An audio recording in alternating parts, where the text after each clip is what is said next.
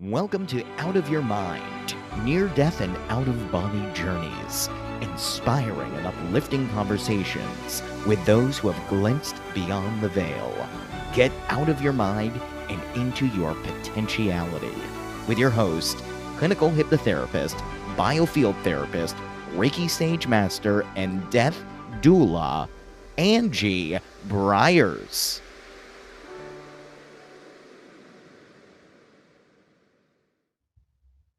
Tara Bushaw is our guest tonight, and she has a wonderful story to share with us. If you are concerned about what happens to you when you're dying or actively dying, if you feel guilty about having gone home for a shower and your loved one died while you were gone, then this is for you to listen to. Enjoy. Tara, thanks for being here. Thank you so much for having me. So tell us about your mum's journey and how it affected you and the way you live in your life. So her diagnosis actually came accidental, and I'll just tell you a little bit about that because it wasn't very long. Sure. The time. So she actually had gone in for a chest X-ray or a chest CT scan. The cancer clinic was giving free screenings to people who had previously smoked, and it was free, promotional, come in. And so she had gotten this X-ray done, and so did my dad. And they had actually called my dad and said his was negative, but there was no call from my mom. And so they started to get a little worried. Several days later, they got a call saying that they thought that they saw something, not in her lungs, but more in the pancreas area, and they wanted her to come in for a PET scan. So she did. She came back for the PET scan, and her pancreas lit up. And so she went through a few different doctor appointments, second opinions, things like that. And she was ultimately diagnosed with pancreatic cancer. They thought that she might have an okay chance with chemo.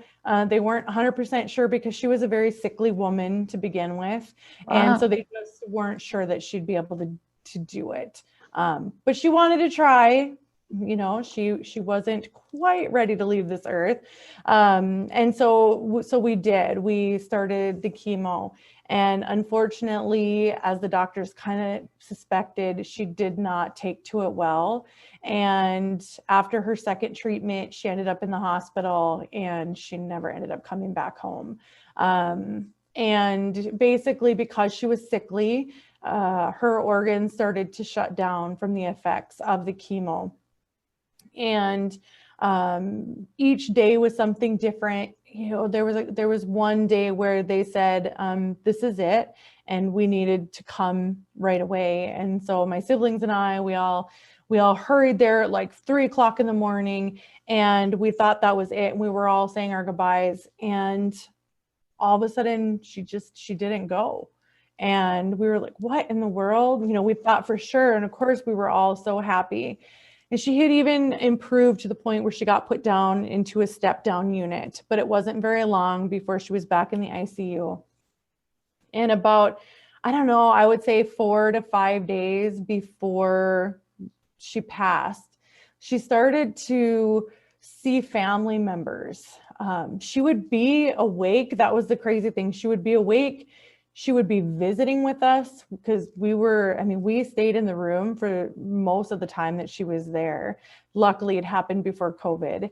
And so we were there, and we would be visiting, and all of a sudden she would kind of trail off, kind of looking to the other side of the room. And she would look up intently, and she would start having a conversation, and she'd be like, hi, how are you? And we were like, who are you talking to? And after a few seconds, she would come back to us, and she'd be like, my dad just was here. Did you see him? And we're like, no, we didn't see him. She goes, yeah, he was just here. He told me that it's not time yet. And we were just, what? Like, we couldn't believe it, you know? And that went on for the next several days. One day we were visiting again, and she's like, did you see the baby on my lap? And we're like, no, we didn't see the baby on your lap. And she's like, yeah, my brother Steven was here. And it was an infant brother of hers. She was seeing, even though she was awake with us, Wow. she's her brother. And then it Beautiful. was, I don't know, yeah, and I don't know if it was that day or if it was the next day, but all of a sudden, again, having a conversation, and all of a sudden she's like, "Oh, did you see the puppy? Buddy was here." And Buddy was my sister's dog that had passed that my mom used to watch from time to time.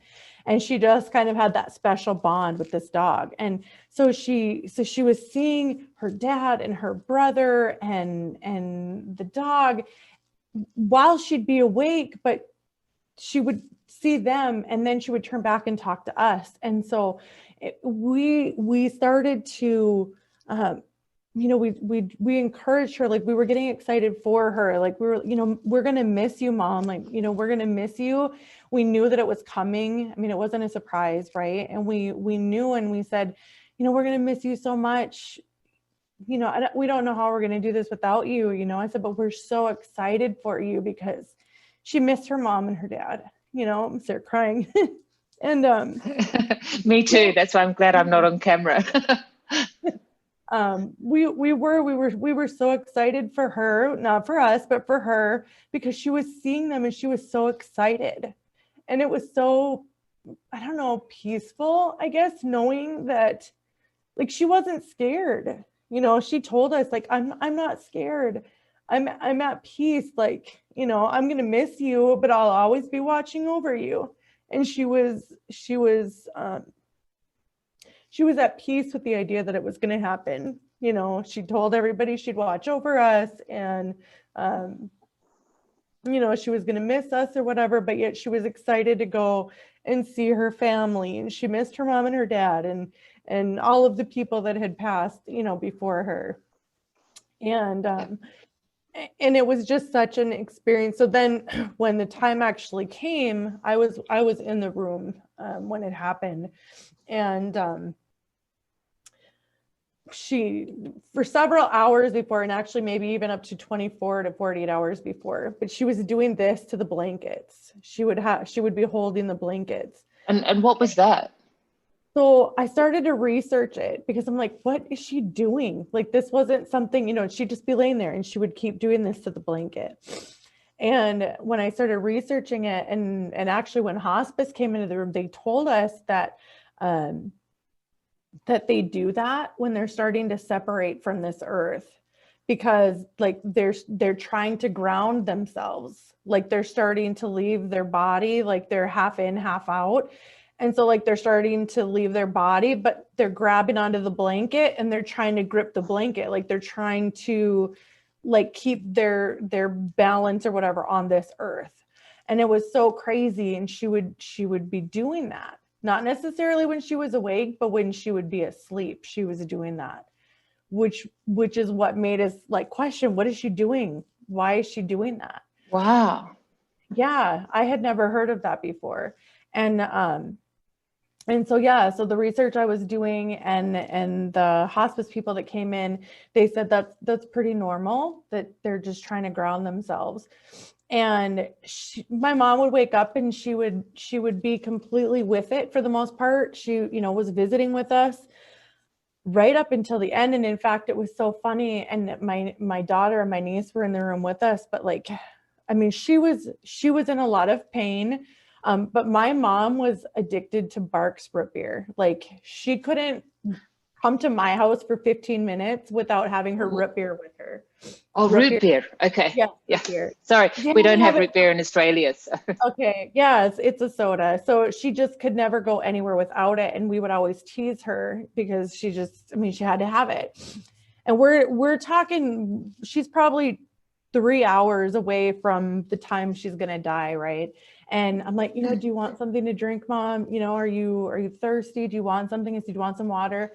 No, root beer. So she was still there. She still wanted her root beer. And then when the time came, several hours later, I remember she was or before she went out for the last time, because we had given her medication. She was in a lot of pain. And I remember her saying, again, I'm not scared. I'm going to miss you. I'm looking forward to seeing my family.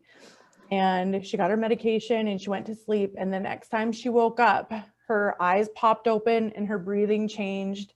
And I remember looking at her, and I knew that her soul was no longer in her. Like, I mean, her eyes were blank. And my niece and my daughter and I, we all joined hands and we sang You Are My Sunshine. That was my mom's favorite song. And we said a prayer, and I said, you can go. And that was it.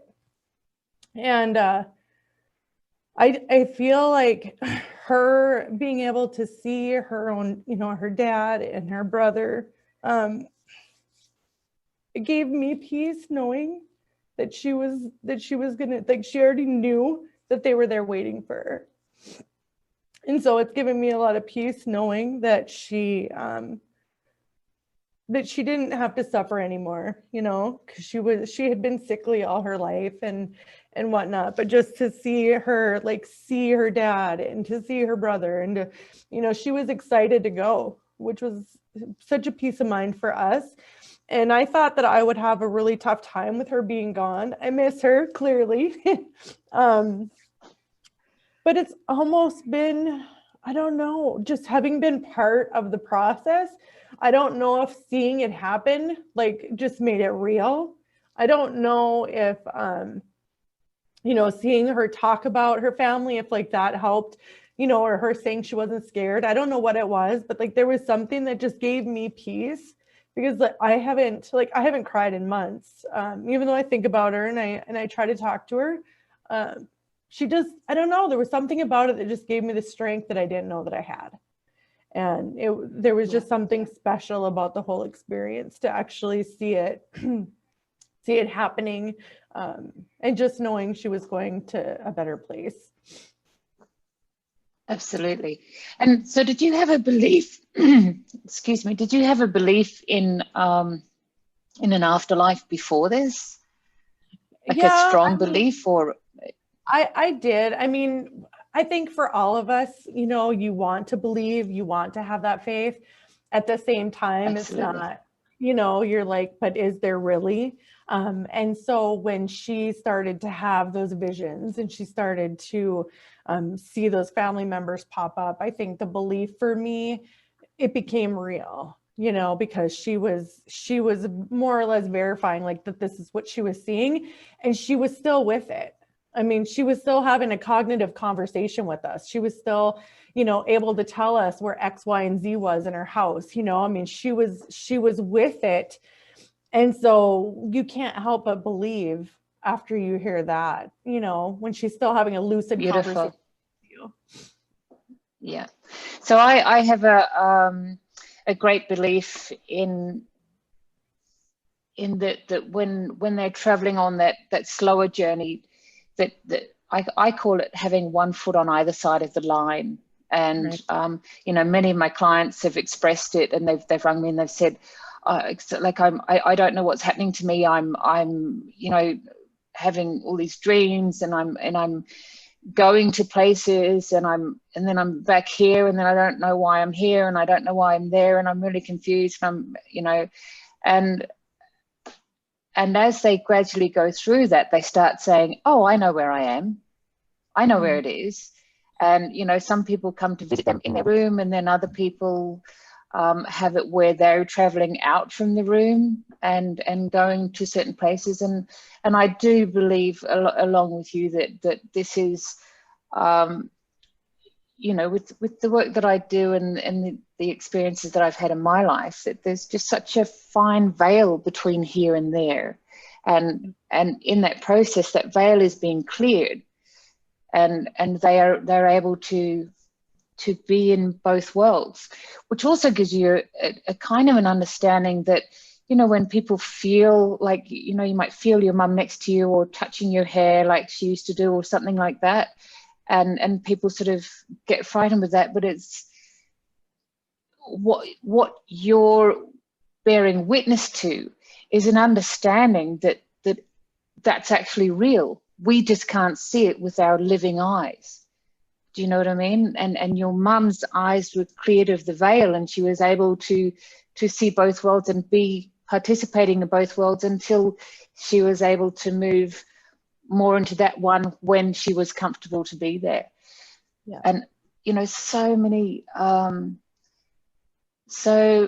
of us have, you know, spent our lives, and yes, it is a belief in the eternal, but, you know, as you sort of alluded to there, it's almost like actually it's kind of a hope in the future world, and what you're, you know, being able to share is that it's actually real.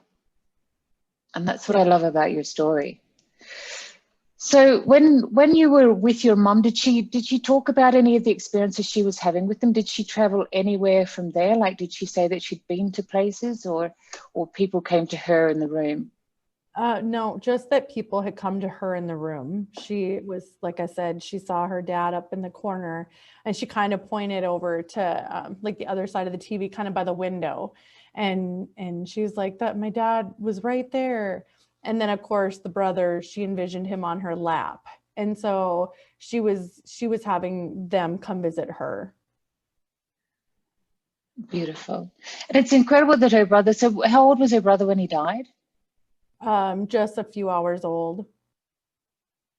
So he's coming as that child, and you often hear from people that have experiences of, you know, near-death experiences and travel to the other side, and they often say that there's babies that are living that childhood over there. It's really quite incredible that he came to her at that age, isn't it?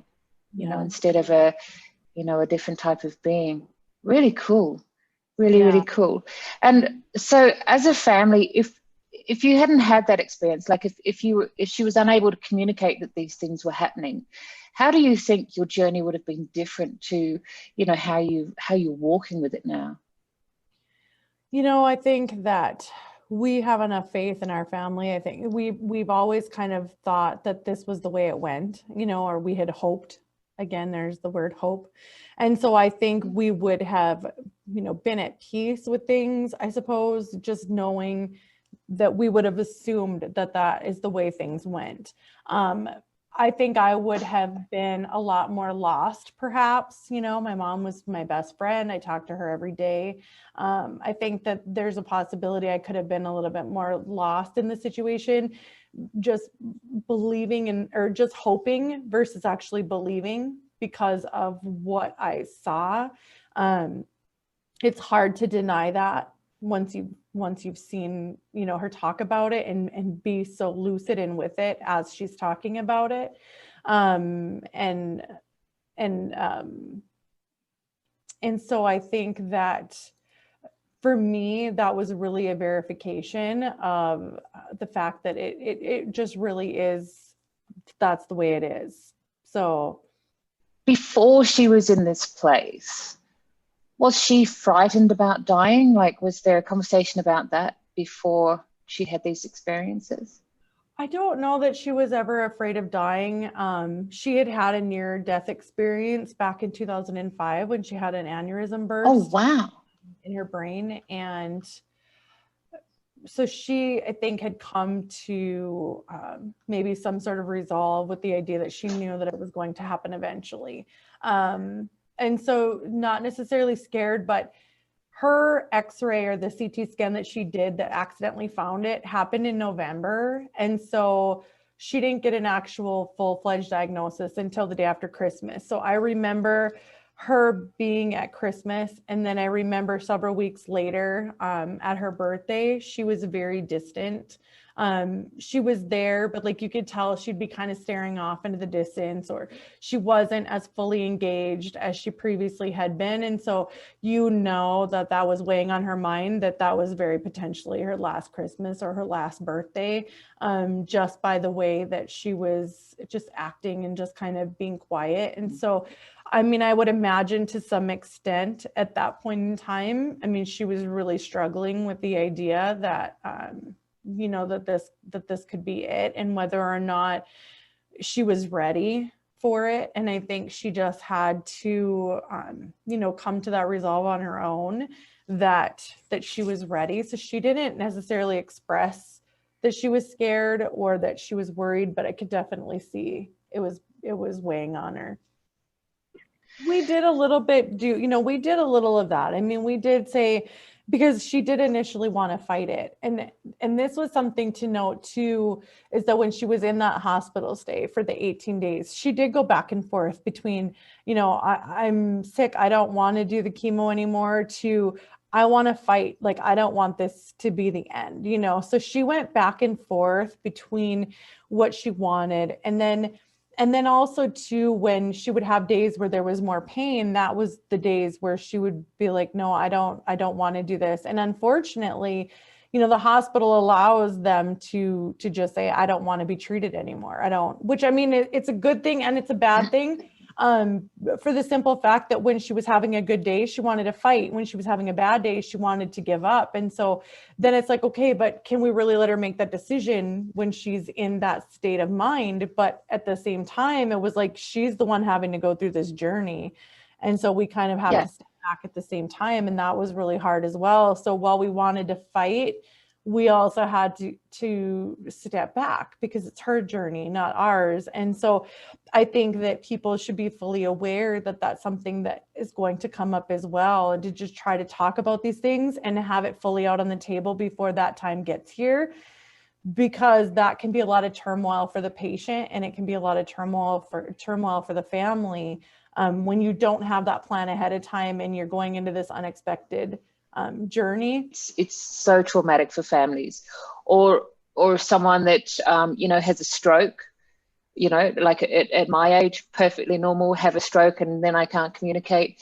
It's really important for people to write their advanced health directives early. And I suggest that for young families, when you have a baby, write your health directives, write your directives for your children, so that if anything happens, that's one pressure that you don't have, and you can be there with your child, doing it without having to do this. You can just hand this document to your doctors and things. And I absolutely agree, because when those decisions are in there, and you've got a lot of families you come across have got, yes, I think my partner will do that, but then you've got a brother that you haven't spoken to for years, but he's the head of the family, and he steps in and wants to take over, and he says, no, she'll be getting moved to the hospital near the family home, or she'll be buried near us, and things like that. And so these health directives are super, super important. And I think it's something that if you do, when you're young and healthy, and you've got young children, and you do it for your children and for yourselves, then it's just a peace of mind. It's almost like having life insurance, right? Right. And it is an added trauma to a family. And I think one of the other things too, like with your mum, when you're saying, some days she was in pain and just wanted to let go, and other days she was good and wanted to fight. It does change daily. And even with the health directive, at least you've got the opportunity to say, yeah, you know what, I do want resus, or you know what, no, I don't want resus now, I'm ready to go. But at least that basic form is there for you and the family. So do you and your brothers and sisters and your family, do you discuss what happened there? Like, how's it affected the family as a family? I think we do talk about it a little bit. We don't talk about it a lot. We just try to be supportive. My dad is having a tough time, still this many months later. And so we really try to just put our feelings aside and really try to step up to the plate for him and just be that support for him, because while we miss our mom, we can't imagine what he's going through. I mean, they were married for 55 years, 56 years. And so, so that's a tough hole to try, that you just can't fill. And so, we did have a little bit of turmoil. I've got 4 siblings, and, one sibling had a different opinion than the rest of us. And so, there was a little bit of turmoil, and that's one of the reasons why I say, if you can have something figured out beforehand, before something like that happens, especially if you have kids, because it could very well be a situation where it's not pleasant, and you're already going through so much. And just to kind of touch on like what you were saying about, you know, young and healthy people, my husband had a heart attack at the age of 26 and a stroke at the age of 37. And so Wow.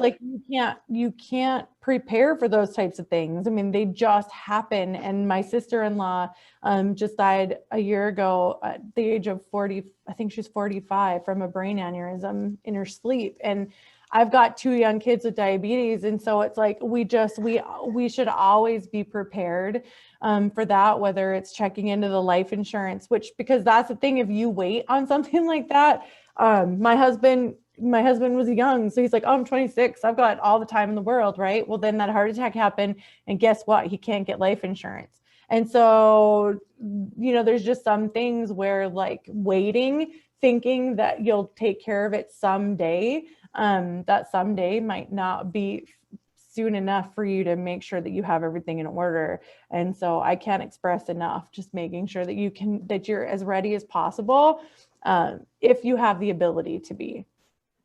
Because it's unfortunately, it's something, I mean, we're all going to have to face it. It's something we can't escape. And so, Absolutely.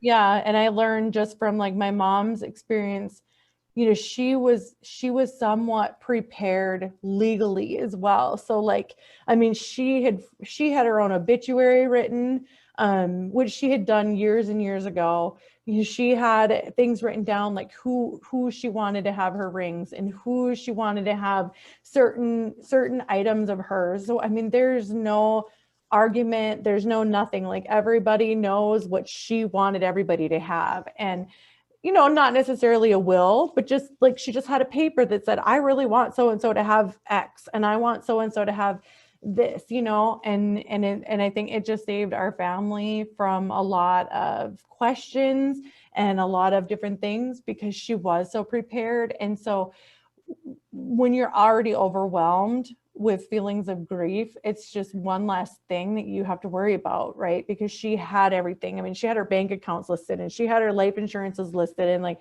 she literally had everything right there for us to access. And so she not only was prepared to go herself, but she also made sure that she left us prepared. Yeah, absolutely. It's really incredible. And you know, like when we write the advanced health directives here with our clients, we you know, we include things like, who do you want to take over your Facebook? Because yeah, there's so much involved, and you don't think about it until it's too late. And you know, my grandmother she taught me when I was very, very young. She was with people as they passed a lot, and as a nurse, and she said, you know, Anjii, always live every day as though it's your last, so that when you go to sleep at night, you have no regrets.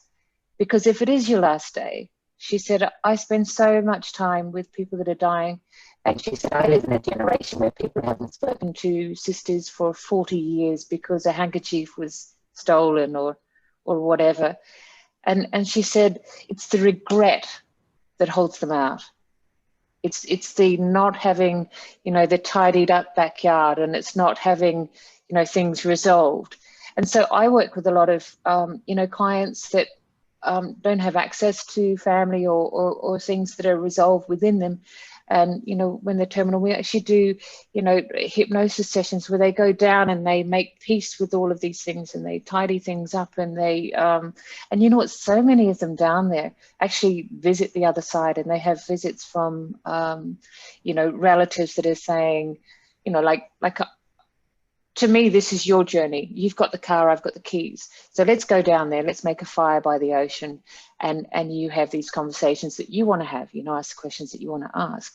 And so many of them, you know, have conversations. And then when they're ready to come back up, they'll say to me, oh my God, you know, my dad was there, and he said they're really looking forward to me being there, and they're so proud of the journey that I've done, and and so they almost have the experience that your mum had while they're there, while they're, you know, doing this coming to terms with my diagnosis journey. And I find it incredibly beautiful. And, you know, that's how close we are to the other side. But yeah, cleaning up the backyard, making sure that, you know, old aches and pains are not there.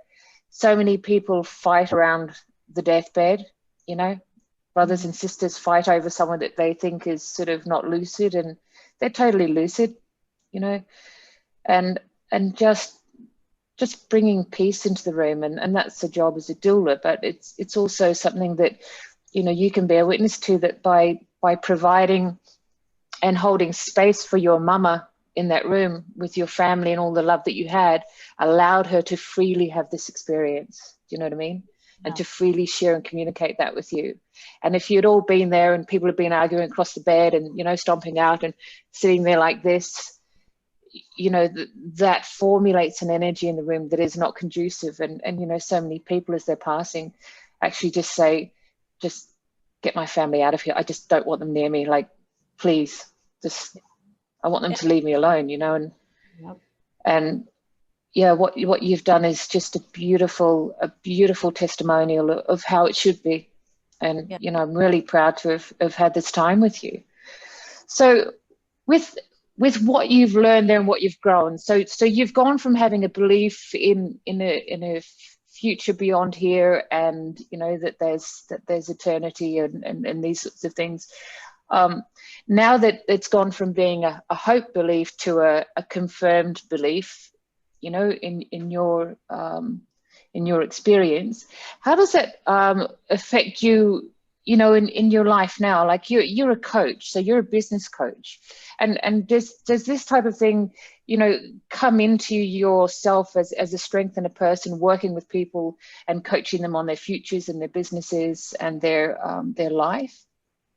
Yeah, it does, because I think for me, it's been all about having freedom. You know, that's one of the things that I coach people on, is that, you know, they don't have to stick with what society has told you. You need to have a job, you need to do all these things and have this structure necessarily. Like, you have the ability to be in control of your life, and you have the ability to, you know, say, I'm not going to work a schedule. I'm going to work around my life and not live around my work, which is what people do now. And so it was especially important when my mom got her diagnosis and we had to go to doctors and things like that. Like, I was able to take my computer with me. I was able to work in the hotel room after the doctor appointments. And I think it's important for people to know that, you know, there are other options out there for you, especially when you have somebody that has a more longer journey, when you know somebody's going to be facing something and you want to be there. I just think that it's important for people to be able to understand that they have this ability to have a flexible schedule, that they can work alongside being a caregiver, that they, all while being with the person that you love, that you don't have to go and be away from them for 9 hours a day. Like, you can actually, you know, do your business right alongside them. And I just think that that's empowering for people to know that that's an option, because when you find out that somebody you love is terminal and you know that your days are numbered, all you want to do is be with them every waking moment. And I can't imagine, especially with a child or with, you know, somebody that's younger, and you feel torn between still needing to put a roof over your head and wanting to spend every waking moment with that person that you're looking at losing. And so that for me has really put it into perspective for me, alongside my other stories in my life. But for me, it's really just about people knowing that they have this control to have the ability to have relationships without work having to interfere. So this is your business. You actually work with people in these situations to readjust their world and their business and their companies to go through as a carer. That's correct? Yeah. So, and it stemmed from so back in 2013, my husband had a stroke a week after I told him that we were pregnant. And then 7 months later, our son was born unexpectedly with Down syndrome, and he had to be in the hospital and he had to be life flighted. And one of the things that I noticed throughout the several times that we had to be at the children's hospital was that there was a lot of kids in the hospital rooms by themselves. And it was because mom and dad had to leave to go back to work. And I remember one day the nurse came in to our room and she was shutting all the curtains, and I could see the nurses across the hall doing the same thing in the other rooms. And I said, what's going on? And she said the 4-year-old next door passed away and they're donating his organs or her organs. I wasn't sure if it was boy or girl. And they're taking the hero walk down the hallway with their child for the last time.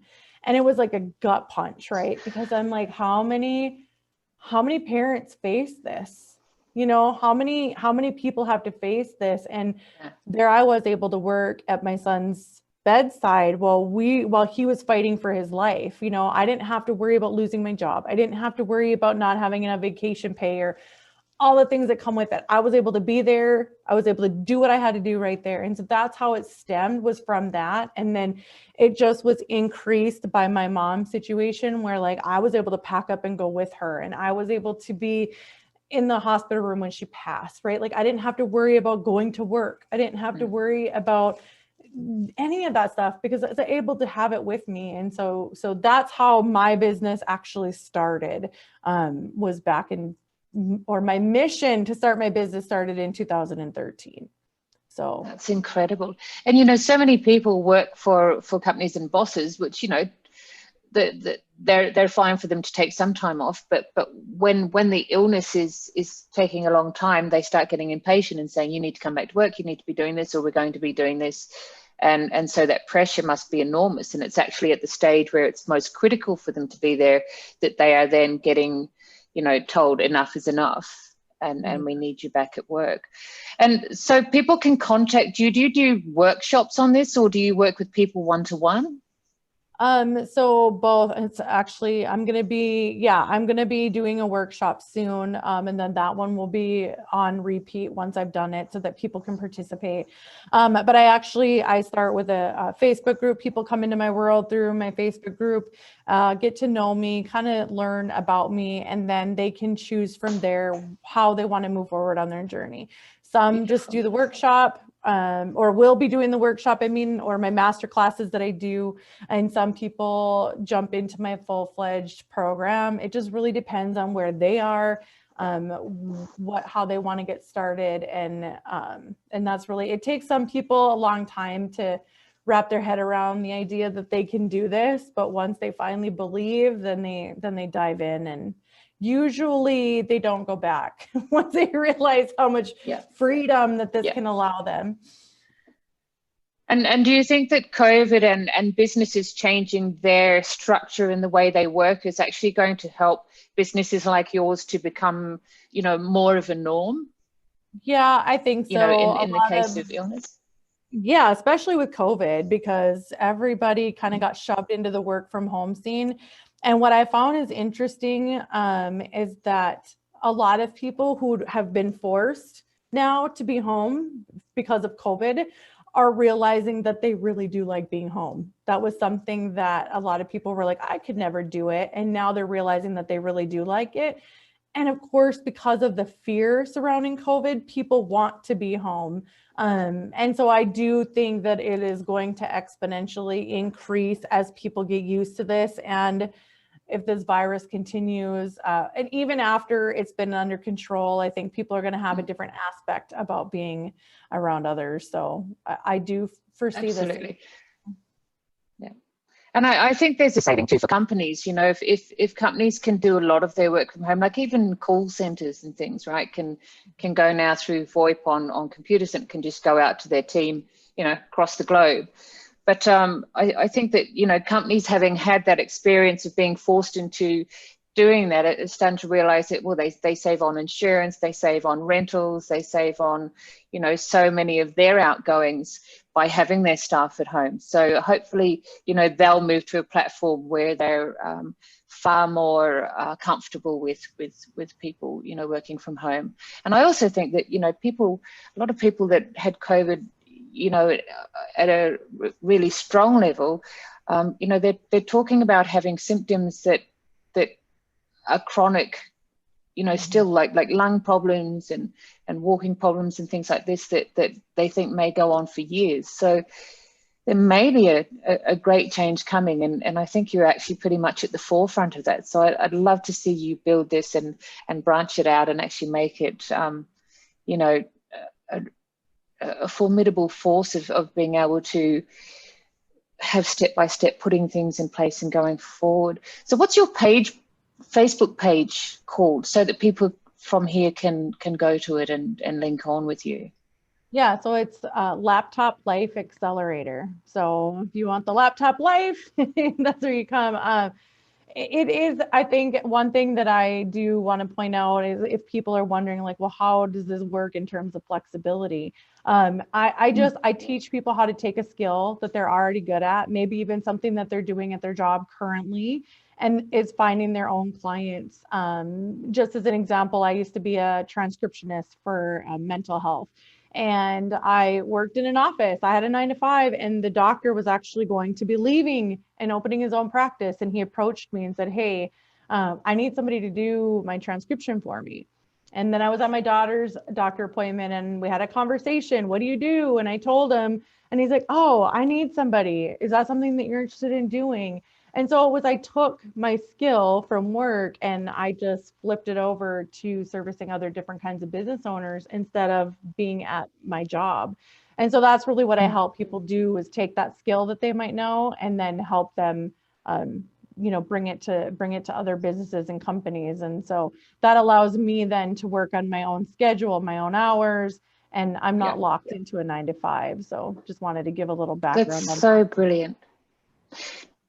I just think you're incredible. And, like we were talking, and you have some incredible stories in the rest of your life. You have a family, there's illness in the family, there's like a strength in you that is unbelievable. And I'm so proud to have, spent some time with you today. And I'm so glad that you're able to share this out, because there's so many people that are just looking for answers and they just don't have them out there. In closing, is there anything that you would like to say to anyone? Let's start with anyone that's got a terminal diagnosis and is looking down that barrel. What would you say to them, having had your experience with your mum? I think just to do what you can to be at peace with it, knowing, I think the way to look at it is, there's a lot of people that go out and get into a car accident and pass, and they don't have that time with their family to say the things that they wanted to say, or to take care of the things that they needed to take care of. And so not that it's going to be easy for anybody to have a terminal diagnosis and to be facing that, because I can't imagine it, being me. But at the same time, like, there's a blessing in it as well, knowing that you have that time that some people don't get. And I think that's so important to understand how much of a blessing that can be for you, for not only you, but for your family as well. Because like I said, for me, just having that ability to be able to say the things that I needed to say to my mom, knowing that it was coming, and the ability to spend that time, like, it was super important. And so I think for those that are facing that, just to recognize that your family needs that as well. And to just, try to face it together, let your family in, let your family support you. Because it's going to be a tough time for everybody. Absolutely. And what would you say to those that have someone close to them that's dying and that are doing that journey with them? Like, what would your advice be in going forward and doing that journey and watching over them as they pass? So for me, it was a recognition of knowing that I could express to my mom that I was going to miss her and things like that, but to understand that they're the ones that are having to leave this earth. And there's nothing that they can do to stop it. And so I think to just understand that you really need to be, as the one that's going to be left here, is the survivor, that you really have to stomach that and take that pain on for them, because they need to be at peace as they're passing, just because it's scary enough. And I can't, express that enough, that I think my mom wasn't scared, and my mom wasn't, she was at peace with everything, because we as her family were supporting her and encouraging her and letting her know that it was okay. Because I do feel like she was trying to hold on for us. She knew that, you know, it was going to be hard for us. But I do remember when I told her, I said, you know, I'll watch over Dad. I'll take care of him. It's okay for you to go. And that was when she finally let go. And I think they know that they have things that are left, you know, and it's hard enough for them. And so just to be supportive and to take the brunt of that pain off of them, I think is so important. Beautiful, beautiful. Look, thanks so much for your time here today. And I will add some links into this video and down underneath in the descriptions to your Facebook. I hope that so many people contact you and do that course and understand that there is so much more to life than, you know, being in that 9 to 5, and especially when it comes to, you know, trauma in the family and a family that needs you, that you can make yourself available. There are options there. And, you know, the other thing from my side, if you're terminal, if you have someone that's terminal, if you're trying to come to terms with dying or someone that's dying, please reach out to me. I do clinical hypnosis via Zoom. I do it live. I run workshops. And get your advanced health directive written. We write them here. We write a personal one that's involved around you and your family and your needs, and we do them via Zoom here. So here we are. We are the Canberra Health and Death Doula Network, and so we have a lot of doulas that work through here, and we have a Sydney Health and Death Doula Network, and we're available to anyone that wants to get these written. But, you know, as Tara said, get it done. Get it done now. Get it done for you. Get it done to your kids, so that when something does happen, it is one pressure that is taken off you. And, you know, let's just take away the not speaking about death. You know, it's happening to all of us, and it's how we do it that makes us honourable. Tara Bushaw, I am so grateful that you came here today, and I'm so grateful that the time I've had with you. It's just been really, really beautiful. Your story is so inspiring, and I'm sure that it's going to touch many, many lives. Thank you so much. Thank you for having me. Thanks for listening. Anjii is available for clinical hypnotherapy specializing in PTSD, trauma release, and active living and regression therapy via Zoom. To book or find out more about online workshops, you can contact her at anjieb@gmail.com or visit her Facebook page and YouTube channel, Anjii Bryers Biofield Therapy, or go to her website, canberraholisticcentre.com, spelled with a W. If you like this podcast, don't forget to review, like, and subscribe.